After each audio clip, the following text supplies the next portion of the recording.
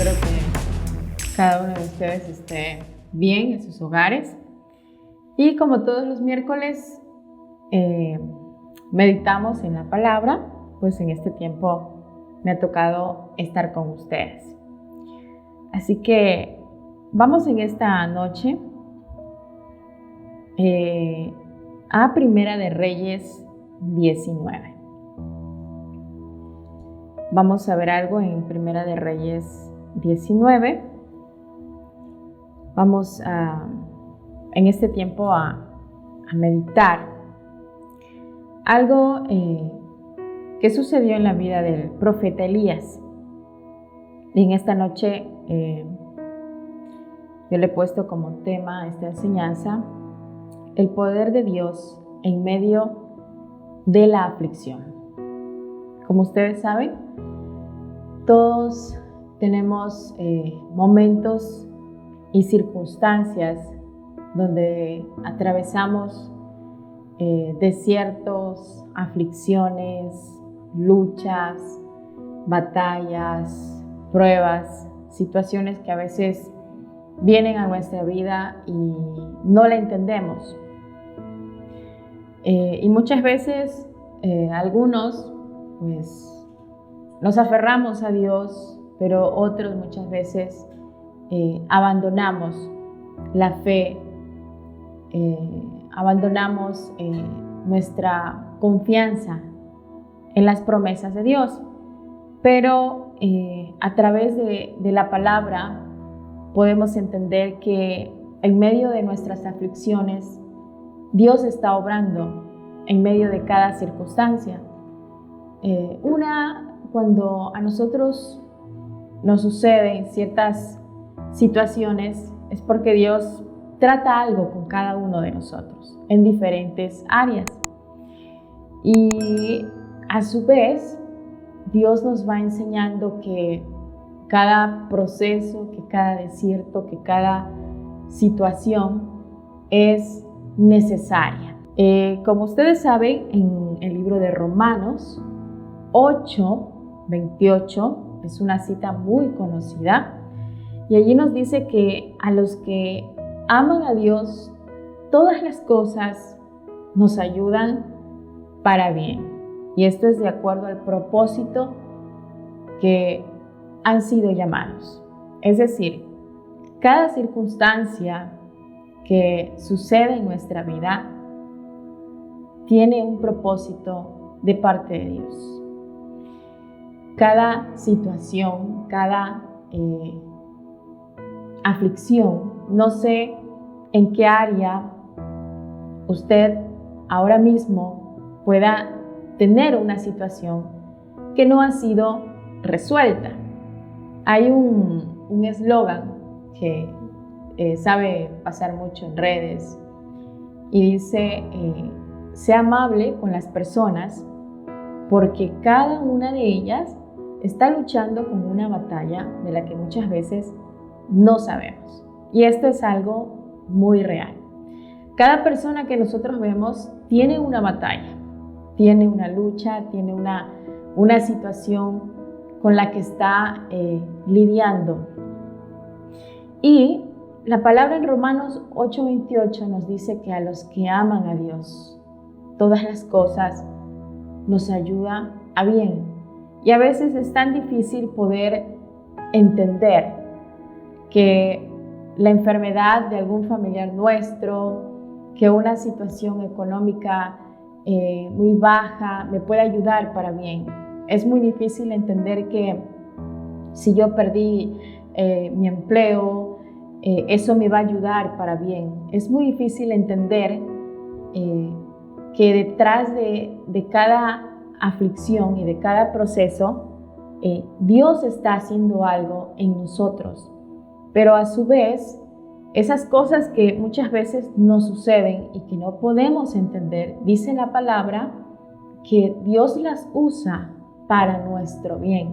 Es decir, hay algo bueno en cada situación que nosotros podamos estar enfrentando. Hay algo bueno y hay algo que Dios quiere enseñarnos. Hay algo que Dios nos lleva a ciertos procesos para ayudarnos a entender ciertas cosas. ¿Ok? Entonces vamos a ver algo en Primera de Reyes 19. Aquí nos habla acerca del profeta Elías. Y vamos a ver desde el 1. Dice, el rey Acab le contó a Jezabel todo lo que Elías había hecho, incluso como Elías había matado a todos los profetas a espada. Es decir, Elías era un hombre llamado por Dios, era un hombre ungido por Dios, era un hombre de guerra, se podría decir. Elías era un hombre que miró el mover de Dios. Y dice aquí que Elías había matado a muchos profetas. Dice, así que Jezabel mandó a un mensajero a Elías diciendo, te aseguro que mañana a esta hora te mataré, tal como mataste a esos profetas. Si no tengo éxito, que me castiguen los dioses. Verso 3. Elías se asustó tanto al escuchar esto que escapó para salvar su vida, llevando consigo a su siervo. Se fueron a Berseba, que está en Judá, y Elías dejó a su siervo allí. Verso 4. Entonces Elías caminó todo el día por el desierto, se sentó debajo de un arbusto y con ganas de morirse dijo, ya basta, Señor, déjame morir, que no soy mejor que mis antepasados. Es decir, Elías, habiendo ganado una batalla, Elías siendo el profeta de Dios, Elías siendo el ungido de Dios, recibió una amenaza. En este caso, es de una mujer llamada Jezabel. Ella le mandó un mensaje a decirle que lo iba a matar.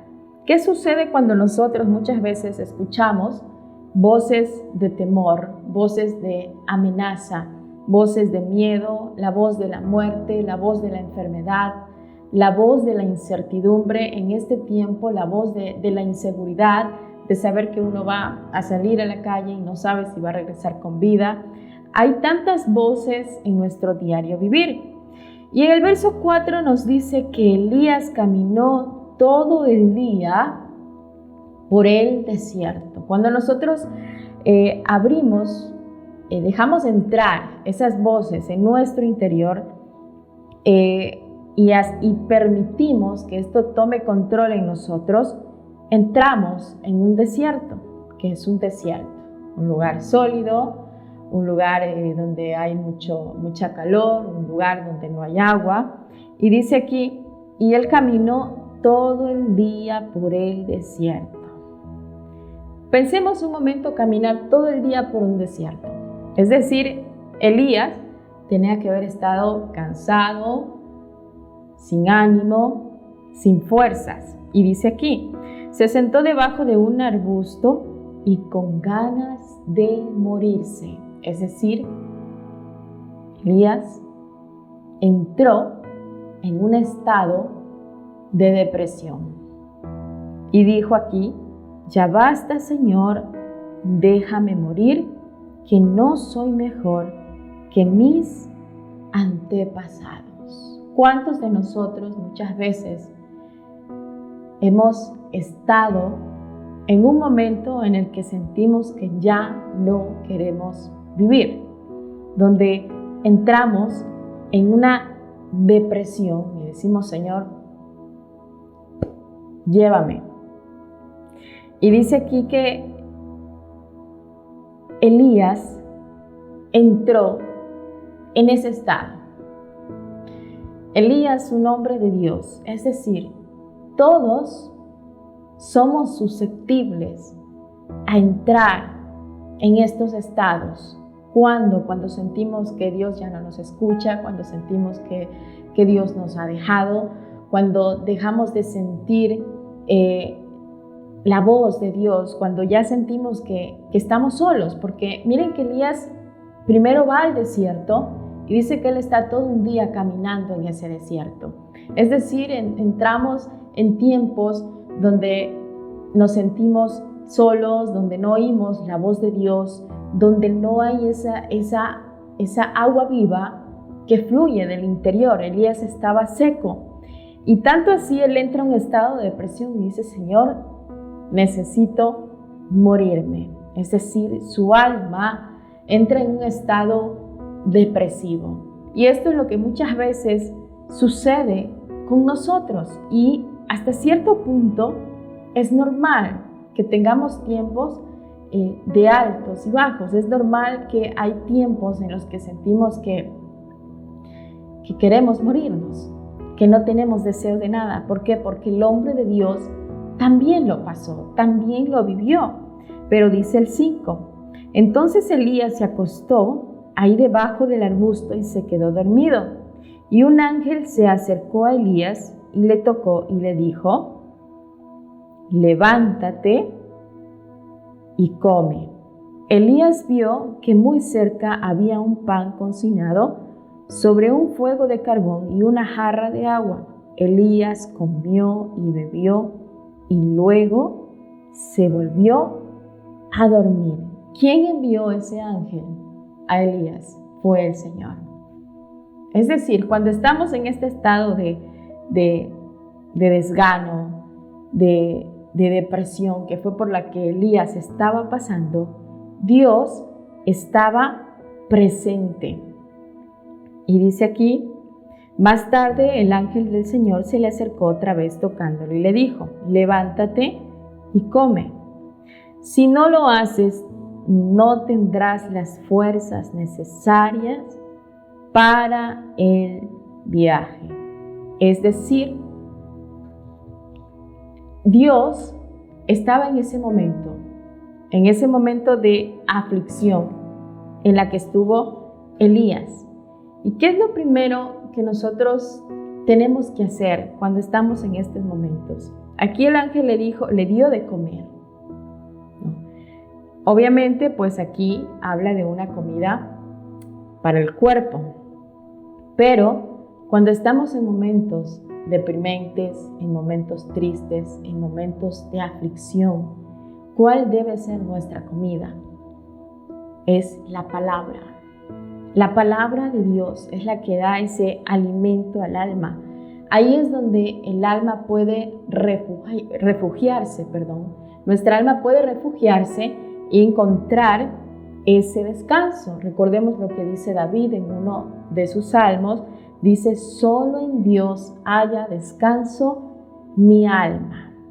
Entonces podemos ver que en medio de este proceso de depresión de Elías, de aflicción, Dios estaba allí. Y yo no sé qué situación puedas estar pasando. Y dices: no escucho a Dios, no lo siento, a Dios no le importa. No, Dios nos habla esto a través de su palabra para hacernos entender que en medio de cualquier situación que podamos estar atravesando, Dios está allí. Como dice una alabanza de Samuel Hernández: Dios siempre tiene el control. Es decir, Dios está en medio de cada situación que podamos estar atravesando. ¿Ok? Y vamos a continuar.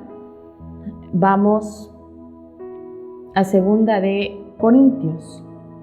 Segunda de Corintios. Vamos a ver aquí otro personaje que tuvo una situación similar a la de Elías. Segunda de Corintios, vamos a ver desde el 1. Dice: ciertamente no me conviene gloriarme, pero vendré a las visiones y a las revelaciones del Señor. Conozco a un hombre en Cristo que hace 14 años, si en el cuerpo no lo sé, si fuera del cuerpo no lo sé, Dios lo sabe, fue arrebatado hasta el tercer cielo, y conozco a tal hombre si en el cuerpo o fuera del cuerpo no lo sé, Dios lo sabe, que fue arrebatado al paraíso, donde oyó palabras inefables que no le he dado al hombre expresar. De tal hombre me gloriaré, pero de mí mismo en nada me gloriaré, sino en mis debilidades. Aquí estaba hablando Pablo y él hace un resumen de las experiencias que él ha tenido. Aquí habla de que él ha tenido visiones, él ha tenido revelaciones, él ha tenido experiencias sobrenaturales con Dios. Y aquí dice, si fue en el cuerpo, no lo sé, o si fue fuera del cuerpo, no lo sé. Ahora, dice aquí, de tal hombre me gloriaré, pero de mí mismo en nada me gloriaré, sino en mis debilidades. Sin embargo, si quisiera gloriarme, no sería insensato, porque diría la verdad, pero lo dejo para que nadie piense de mí más de lo que en mí oye. Y para que la grandeza de las revelaciones no me exaltasen desmedidamente, me fue dado un aguijón en mi carne, un mensajero de Satanás que me abofetee para que no me enaltezca de sobremanera. Respecto a lo cual 3 veces he rogado al Señor que lo quite de mí, y me ha dicho, bástate mi gracia, porque mi poder se perfecciona en la debilidad. Es decir, Pablo, con todas sus revelaciones, con todo su llamado, con esas experiencias sobrenaturales, Dios permitió que Pablo le fuese dado un aguijón. Dice aquí, un mensajero de Satanás para que me abofetee, para que no me enaltezca.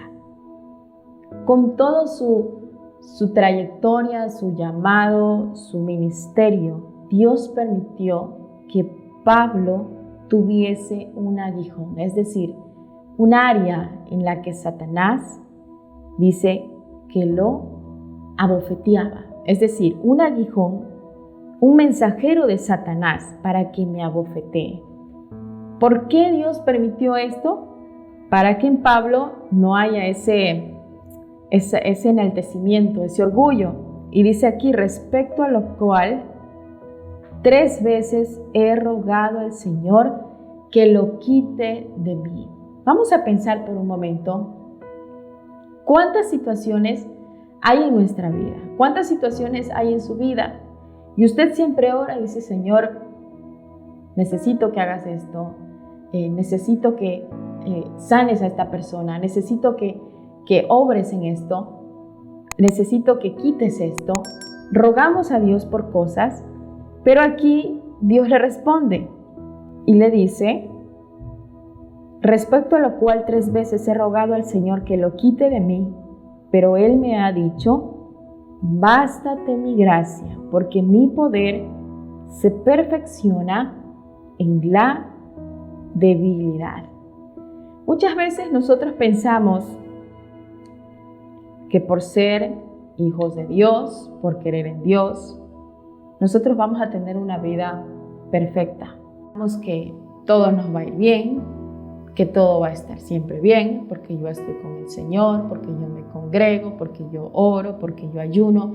Y pensamos que todo en nuestra vida va a marchar de la forma correcta, pero estamos totalmente equivocados. ¿Por qué? Porque Dios muchas veces permite situaciones en nuestra vida. Dios permite que muchas veces Satanás, como dice aquí, nos abofetee. Dios permitió en Pablo ese aguijón por algo, porque Dios tuvo un propósito. Y asimismo, hay cosas, hay situaciones en nuestra vida, en nuestra familia, que Dios las permite. Y muchas veces nosotros decimos, Señor, quítame esto, pero Dios responde de una forma diferente. ¿Qué es lo que Dios le dice? Bástate mi gracia. Es decir, en vez de Dios quitarnos el aguijón, quitarnos la situación, quitarnos el problema, resolver el problema, lo que Dios hace es que en medio de esa circunstancia, Él nos da su gracia. Y dice aquí, porque mi poder se perfecciona en la debilidad. Es decir, a través de cada situación y de cada problema, Dios muestra su poder. Dice aquí, por tanto, de buena gana me gloriaré más bien en mis debilidades. para que repose sobre mí el poder de Cristo. Mire que esto es algo un poco confuso, porque por lo general los seres humanos, las personas, nos gloriamos siempre de las cosas buenas. Es que yo oro 3 veces al día, es que yo tengo más células, es que yo soy el que mejor predico, o es que yo soy el que más, el que más trabajo hago, etc. Nosotros siempre nos gloriamos de las cosas buenas, ¿no? De las cosas buenas que tenemos. Siempre eso lo exaltamos, ¿no? Trato de caminar bien, siempre voy a la iglesia, me congrego, etc. Y no es malo. Pero aquí dice Pablo: por tanto, de buena gana me gloriaré más bien en mis debilidades, para que repose sobre mí el poder de Cristo. Es decir, Pablo se gloría ¿en qué cosa? En sus debilidades. ¿Cuándo? Cuando nosotros reconocemos delante de Dios. Cuando nosotros hablamos con Dios y reconocemos nuestras fallas ante Él. Nunca olvidaré un mensaje que marcó mi vida, y este pastor que hablaba, él decía: sea sincero con Dios. Dígale a Dios que a usted le cuesta orar, que a usted no le gusta orar. No, él hablaba de la sinceridad de nuestro corazón hacia Dios. Porque muchas veces nosotros nos hacemos los que oramos, los que predicamos, pero él decía: dígale la verdad a Dios. En oración, muestre su corazón tal y cual es, ¿no? Y me gustaba mucho porque yo digo, es verdad. Para nuestra carne es muy difícil poder orar, adorar, ayunar. Si uno quiere escuchar una prédica, quizás algo lo distrae. Pero aquí Pablo habla de esto: yo me gloriaré en mis debilidades. Es decir, es cuando expreso mis debilidades ante Dios, porque Dios me conoce tal y cual soy. Usted rara vez ve a un hermano o una hermana diciendo: ay, es que yo soy, soy el líder. Un ejemplo, ¿no? El líder de la célula, pero ay, fíjese que a mí me encanta el chisme, me gusta hablar mal de la gente. O sea, usted nunca va a ver eso de la gente, aunque ellos sepan que lo hacen, nunca lo dicen, ¿no? O va a escuchar, a un maestro decir: ay, es que yo amo a los niños, pero en realidad en el fondo hace las cosas porque se lo piden, pero no porque le nace. O sea, es rara las personas que pueden hablar de sus debilidades. Y dice aquí: me gloriaré más bien en mis debilidades, para que repose sobre mí el poder de Cristo. Entonces aquí podemos ver en Pablo que Dios permitió un aguijón allí donde Satanás lo abofeteaba. Podemos ver que tanto Pablo como Elías tuvieron situaciones difíciles, situaciones de persecución, situaciones de aflicción, situaciones en las que ellos como humanos dijeron: Señor, quita de mí esto. ¿Cuántas veces usted y yo le hemos dicho a Dios: quita esto de mí, quítame esta situación, quita esta enfermedad, quita esta crisis, quita esta situación en el hogar, quítame a tal persona porque ya no la soporto? Porque ¿cuántas veces no hemos dicho: Señor, quítame? Pero Dios no quita la situación, sino que en medio de la situación nos da la gracia para poder soportar. Entonces, vemos que a través de cada situación, Dios la usa para obrar para bien. Y vamos a continuar.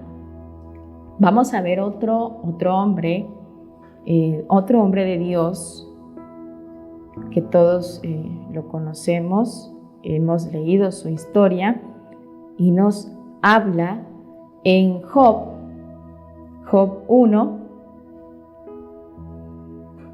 Vamos a ver algo cortito aquí del 20 al 21.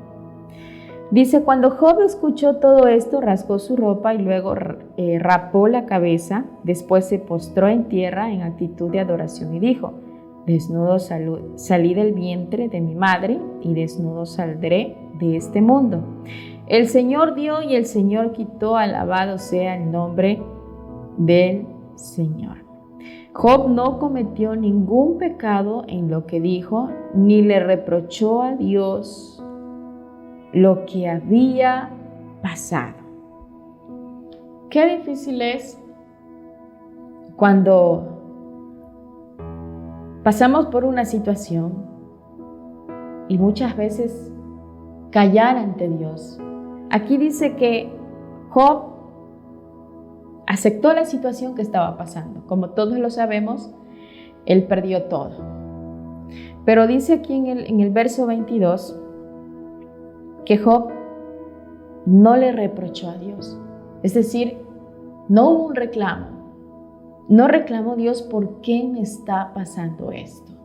Si estoy haciendo las cosas bien, si te estoy sirviendo, si estoy tratando de hacerlo mejor y me sucede esto. Es decir, no hubo un reproche de parte de Job. Y vamos a ver, dice aquí, en el 26, dice, incluso después de que se haya pelado toda mi piel en carne viva, veré a Dios. Retrocedemos un poco al 25, dice, pero yo conozco a mi defensor, él vive y al final saldrá victorioso sobre los que son polvo. Es decir, al final de la situación, al final de la prueba que estaba atravesando Job, él dice, pero yo conozco a mi defensor. Es decir, ¿qué es lo importante en un proceso? Al final es mantener nuestra fe, mantener esa confianza, no cuando las cosas van bien, sino aún mal cuando las cosas van mal.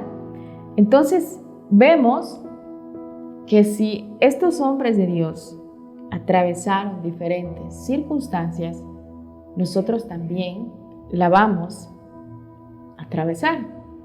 Pero como dice la palabra, Dios estará con nosotros. Y quiero terminar con este salmo que está en 34:19, Salmos 34:19, dice, muchas son las aflicciones del justo. Muchas, ¿qué es muchas? Muchas, bastantes. O sea, vamos a tener situaciones, aflicciones, momentos que no entendemos por qué las cosas suceden. Como dice la palabra, hay el día bueno, pero también hay días que son malos. Días donde suceden cosas que no entendemos, pero dice aquí, muchas son las aflicciones del justo, mas de todas ellas el Señor la librará. Es decir, cualquier situación que podamos atravesar, lo importante es que en medio de ella Dios estará con nosotros. Así que este ha sido el pequeño mensaje. Espero que podamos meditarlo en casa.